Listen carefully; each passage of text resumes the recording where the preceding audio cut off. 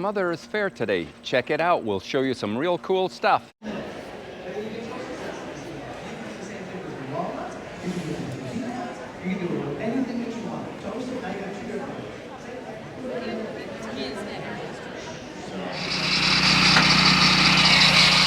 Okay, the first booth I came up to is the Lucas booth. You guys are going to love this. I'm here with Alan and Josh, and we're going to check out how this board is being milled on something that's different than a bandsaw mill.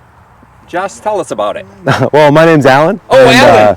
I'm here with Bailey's. We're repping the Lucas mill, which is a circular sawmill, a little bit different than most sawmills you may be familiar with. Rather than a bandsaw, this one has a circular saw blade.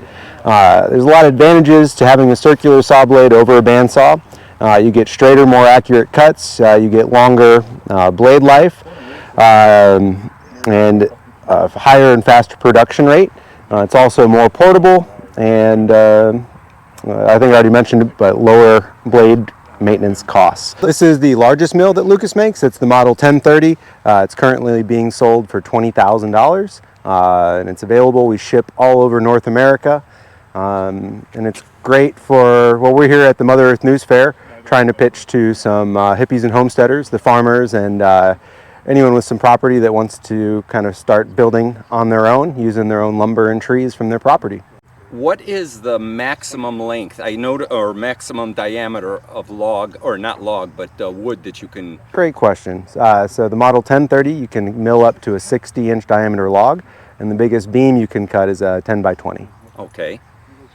And this is quite portable, it looks like, the way you guys had set it up. We'll get a picture of the whole unit here, but... It all goes in the back of a 6-foot bed pickup truck as long as you have a lumber rack.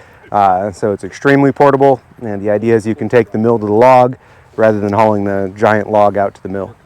Now, what kind of engine are you using there? Well, this is a Kohler fuel-injected EFI engine. Funny story, the guys who actually bought it today, their dad is an old Kohler rep, and so he was telling me about how great this engine is and things I didn't even know about it. So apparently they picked the right engine.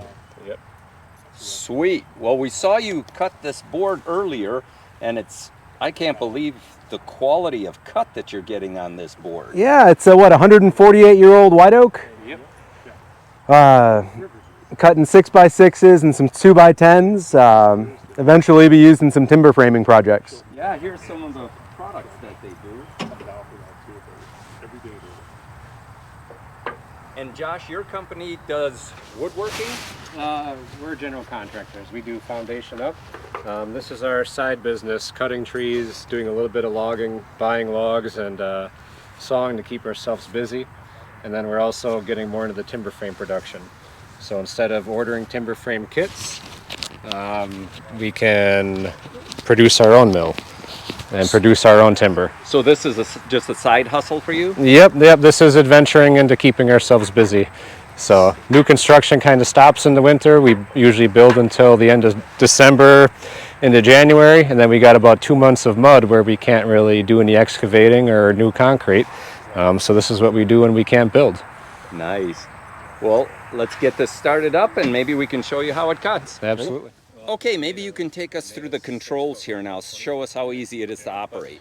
Yeah, so here's the operator station. You've got your throttle, you've got your horizontal sliding gauge, you've got your anti-bounce strut, and your swing arm here. So basically, to operate the machine, you make sure that you're cutting in the right direction, right here by our direction to cut arrow. That's going the right way. You turn it on, throttle up, and then you make your horizontal adjustment from 0 to 10 inches. Right now we're going to cut some 2x10s, so we're going to set it at 10 inches.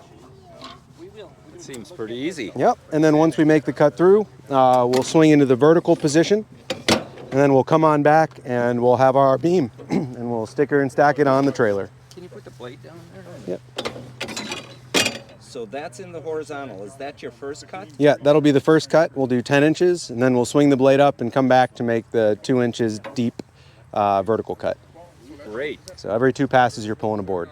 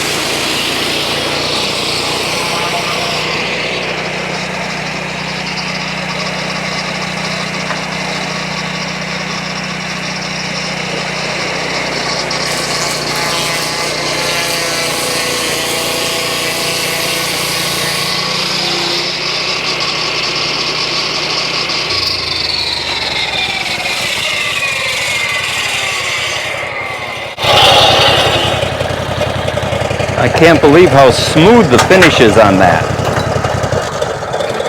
So it's adding water to the blade? Yep, just water to keep the blade cool. So the biggest, rather than telling you all the advantage of the Lucas mill, I'll just tell you the one only disadvantage to it, and that is your width of cut. So the widest board you can cut at a time is 10 inches, but other than that, it's a superior mill, in my opinion, to all bandsaws. And the blade stays sharp, or how often you gotta sharpen the blade? Yeah, so you get significantly longer blade life because it's a steel blade. So unlike a bandsaw, if you hit like a nail or a stone and you got to resharpen it, or after 2 or 3 resharpens, replace it. With the Lucas blades, they can be retipped and rehammered pretty much indefinitely. So the whole idea behind it is that you should never have to buy a replacement blade. You can just keep retipping them and then rehammering them flat. You gotta send them in to get them. You can retip them yourself. There's rehammering them is a very specialty kind of art, I would almost call it. So you have to send it out to get rehammered. So it's really important to keep the blade cool so you don't warp it, so you don't have to send it out. Because like I said, you can retip it yourself, no problem. And you said the kerf was what size? Just under a quarter inch. Quarter I inch, can't quite okay. remember the fraction off the top of my head. And you do make more sawdust than a bandsaw, but I actually see that as an advantage. Because unlike a bandsaw where you get that really fine powdery dust, you get really long shavings. So for example, I've got chickens at home and I just use that for my chicken bedding. And I've got some customers in Pennsylvania that claim to make more off their sawdust selling to the dairy farms than they actually do the lumber. So. Okay, if you're looking for some shade for your splitting or your bandsaw mill, check this out.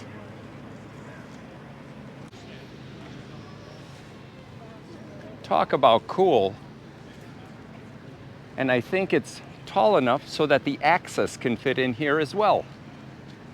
So I hope you enjoyed this short video on the Mother Earth News Fair and the Lucas Mill. It was extremely impressive at how quickly it can turn raw wood into lumber. So if you've enjoyed this, please like, share, and subscribe, and give me a thumbs up as well. And remember, pass it forward. Make the world a better place. And don't be a tool. Watch Tony's Cool Tools. Until I see you next time, have a great one.